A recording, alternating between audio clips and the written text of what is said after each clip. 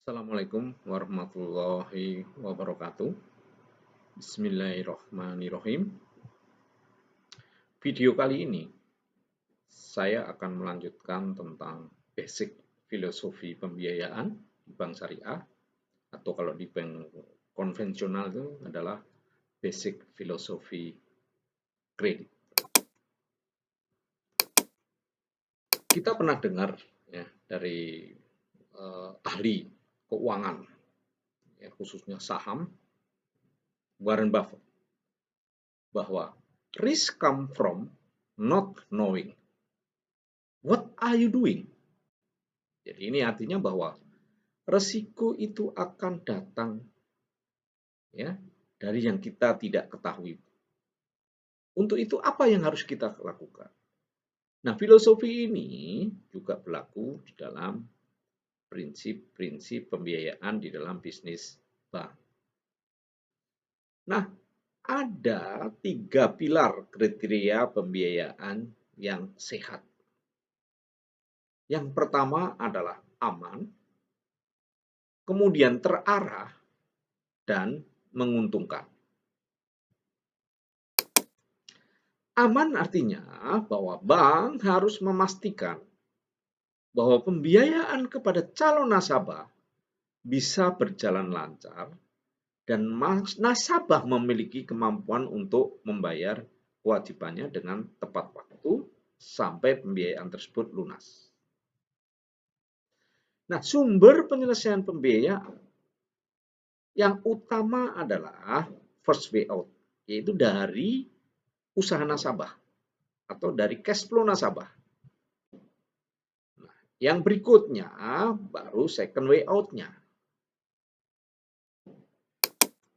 First way out, ya, di dalam bank memberikan pembiayaan, artinya bahwa pokok dan margin atas pembiayaan yang diberikan bank dapat dilakukan pembayaran secara tepat waktu sampai lunas. Di mana sumber pembayarannya berasal dari hasil keuntungan atau cash flow yang dihasilkan dari usaha nasabah yang dibiayai oleh bank. Jadi kalau dengar first way out, itu adalah sumber pembayarannya dari usaha yang dibiayai, dari keuntungan usaha yang dibiayai atau cash flow-nya. Nah, kalau second way out, itu kewajiban pembiayaan nasabah tidak dibayar dari hasil cash flow usaha, sehingga terjadi problem atau menjadi nasabah bermasalah atau macet. Nah, konsekuensinya pihak bank terpaksa harus mengeksekusi agunan atau jaminan yang diberikan oleh nasabah.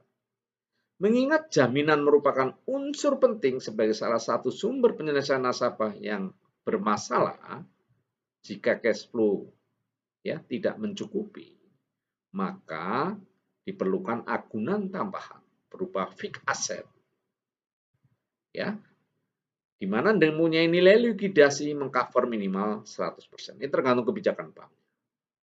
Dan fixed assetnya harus marketable, ya, dan jaminan harus jelas secara hukumnya, milik nasabah atau orang tua dan sebagainya, atau pemegang saham. Nah, yang dimaksud terarah, bank harus menetapkan target market kriteria yang sesuai dengan risk acceptance yang disepakati bersama oleh tim bisnis dan tim risk, agar pembiayaan yang diberikan dapat berjalan lancar dan dapat diminimais risiko pembiayaan bermasalah. Namun, juga bisa bersaing dengan kompetitor dan bisa lebih produktif. Ya. Contoh target market kriteria antara lain, jenis industri yang menjadi prioritas dimasukin, atau lama usaha nasabah misalnya sudah berjalan 3 tahun minimal, atau perusahaan telah profit selama minimal 2 tahun berturut-turut, agunan fixed asset minimal tercover 100%, hasil cek slik sistem layanan informasi keuangan dari OJK kondisi lancar, DSCR minimal 1,25 kali. Ini debt service coverage ratio. Ya. Nah, kriteria-kriteria ini sebagai pagar supaya pembiayaan itu bisa terarah. Kemudian menghasilkan. Pembiayaan diberikan kepada nasabah harus memberikan hasil atau pendapatan yang optimal bagi bank dan berjalan lancar sampai dengan lunas. Oleh karenanya, dalam penetapan pendapatan bank syariah harus memperhatikan 3 aspek. Yang pertama adalah net operating margin. Ya. Kalau di bank konven namanya NIM, net interest margin, ya. Yang kedua proyeksi bagi hasil. Kalau di bank konven namanya cost of fund. Baru pricing pembiayaan atau lending rate di bank konven. Kemudian, di dalam evaluasi dan memitigasi risiko, gambaran tentang evaluasi pembiayaan dapat disampaikan sebagai berikut. Yang pertama, bank harus melihat sisi historis calon nasabah. Kemudian, dilihat juga sisi saat ini dan proyeksi ke depan. Titik risiko bank adalah pada saat ini sampai proyeksi. Karena apa? Ini adalah masa di mana pembiayaan berlangsung. Oleh karena itu, di dalam mengambil keputusan saat ini dan proyeksi yang dibuat, itu harus tepat. Inilah keputusan pembiayaan harus tepat dengan dasar track record data historis selama ini. Evaluasi pembiayaan itu adalah suatu proses berkesinambungan yang menyangkut penelitian secara menyeluruh terhadap berbagai faktor internal dan eksternal secara kualitatif dan kuantitatif di masa lampau historis, kan? Masa kini dan proyeksi ke depan di dalam bisnis calon nasabah sebagai dasar untuk mengambil keputusan pembiayaan secara prudent agar bisa diminimais risiko pembiayaan bermasalah. Jadi ini definisinya seperti itu. Jadi sebenarnya evaluasi adalah bagaimana mengambil keputusan pembiayaan ini berdasarkan data histori, data saat ini, dan kita proyeksi ke depan. Disinilah antara saat ini dan proyeksi ini adalah mitigasi risiko.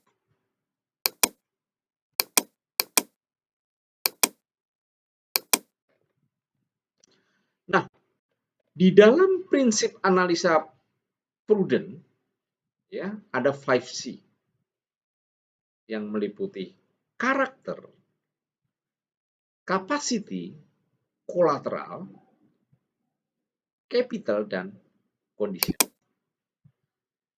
Yang namanya karakter itu terkait dengan integritas.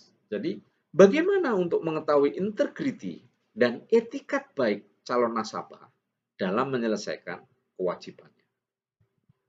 Walaupun secara bisnis dan keuangan itu sangat bagus dan visible, namun jika tidak disertai dengan integriti, etikat baik, maka sangat berisiko bagi bank. Nah, kemudian karakter ini juga memastikan calon nasabah memiliki track record yang baik dan bersih. Kemudian juga memastikan calon nasabah memiliki kemampuan dan kemauan untuk membayar kewajibannya. Ya, mampu dan mau. Kemudian evaluasi karakter ditujukan untuk secara personal, manajerialnya maupun secara perusahaan. Kemudian kita melanjutkan ke capacity, ya, kemampuan. Jadi ini untuk mengetahui kemampuan nasabah atau calon nasabah dalam membayar kewajiban bank dari usaha yang sedang dijalankan atau maupun usaha yang sedang dibiayai oleh bank. Nah, dilakukan evaluasi nih terhadap finansial dan usaha nasabah. Contohnya jenis usaha trading, manufacturing, ya, manufacture, services, Kemudian mengidentifikasi risiko-risiko, memitigasi risiko, dan mengantisipasi risiko dengan memberikan covenant atau syarat-syarat pembiayaan dan perhitungan kemampuan bayar dalam bentuk NOP, Net Operating Profit, atau NPBT, dan total kewajiban. Nah, ini siklusnya. Jadi, di dalam usaha harus dipahami siklus bisnis atau cash to cash cycle bisnisnya. Mulai dari cash, raw material, work in process, finish good dia dijual, kemudian barang dijual, ya, kemudian collection AR. Ya, ini cycle-nya, ya, bisnis cycle. Kemudian dari mana sumber pembayaran kembali? Kalau kredit konsumtif atau pembiayaan konsumtif itu dari gaji. Kemudian kalau pembiayaan komersial itu dari cash flow atau net operating profit atau EBITDA atau repayment capacity DSCR. Nah, kemudian kolateral. Kolateral adalah agunan yang disyaratkan bank sebagai jaminan tambahan sebagai backup jika terjadi problem atas pembiayaan atau prestasi. Maka agunan ini akan berfungsi sebagai second way out. Agunan pada umumnya berupa tanah, bangunan, mesin, mobil, kapal, atau misalnya cash collateral. Nah, cara menilainya suatu agunan juga bisa dari internal bank atau dari external appraisal. Mulai dari diri sendiri, nilai kira-kira kolateralnya, supply and demand dari lokasi agunan, lingkungannya, terus lokasi itu mudah dicapai atau enggak. Itu pertimbangan-pertimbangan menerima sebagai agunan. Kemudian capital, komitmen, ya, modal. Capital dapat menunjukkan tingkat komitmen nasabah dalam menjalankan usahanya dengan mengetahui seberapa besar modal sendiri yang telah ditanamkan dalam bisnis tersebut. Ya, dengan kapital yang tinggi, perusahaan akan tahan terhadap guncangan ekonomi maupun kenaikan suku bunga, ya, atau terjadi perubahan makroekonomi yang kurang kondusif. Semakin tinggi modal sendiri dalam perusahaan akan menunjukkan semakin tinggi kesungguhan calon nasabah dalam berusaha. Kemudian kemampuan pemilik, pengurus menyediakan self-financing sangat diperlukan. Jadi indikasi calon nasabah yang memiliki capital bagus atau sehat, terlihat modal yang ditempatkan cukup besar. Ya, owner equity, laba ditahan juga terakumulasi cukup besar. Rumahnya itu sudah milik sendiri atau tempat usahanya. Kemudian juga bersedia memberikan personal garansi. Kemudian diberikan kemudahan bagi orang-orang bank akses terhadap sumber-sumber terkait dengan self-financing tersebut. Kemudian kita lanjutkan dengan condition of economy. Ini terkait dengan makroekonomi, ya, atau industrial environment. Ada teknologi, government regulation, social economy. Ya, ini akan mempengaruhi perusahaan nih dari sisi kompetitor, buyer maupun supplier. Nah, ini makroekonomi, situasi dan kondisi politik, sosial, ekonomi, budaya. Kemudian keadaan perekonomian perusahaan, ya, terkait peraturan pemerintah, situasi politik dan perekonomian dunia, ya, dan sebagainya. Kemudian keadaan perekonomian perusahaan seperti kondisi pemasaran, teknik produksi, peraturan pemerintah. Itu kira-kira lanjutan dari basic filosofi pembiayaan, ya, atau kredit. Jangan lupa untuk melakukan subscribe, like, atau komentar. Karena video-video berikutnya segera saya akan tayangkan. Billahi taufiq wal hidayah. Assalamualaikum warahmatullahi wabarakatuh.